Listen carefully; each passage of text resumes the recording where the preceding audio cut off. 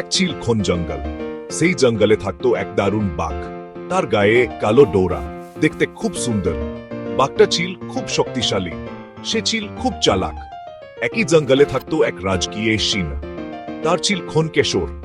সিংহটা ছিল খুব সাহসী, সে সবাইকে সাহায্য করত। একদিন হঠাৎ জোরে জড়ো আসে জঙ্গলে। বৃষ্টি ঝরছে ধারা ধারা, নদীতে এলবান জল বেড়ে আসছে ক্রমশ। সব জানোয়ার ভয় পেয়ে গেল, কি করবে তারা? বাঘ আর সিংহ এসে পৌঁছালো নদীর কাছে। তারা দেখল একটা ছোট কাঠের সাঁকো। সাঁকোটা ছিল খুব নড়বড়ে, একসাথে দুজনে যেতে পারবে না। সিংহ বলল, আমি তোমাকে সাহায্য করব। বাঘ আর সিংহ মিলে একটা পুলিয়ান করল। সিংহ আগে আবে, বাঘ পিছনে পিছনে আবে, একজন অন্যজনকে ধরে রাখবে। আস্তে আস্তে তারা নদী পার হল।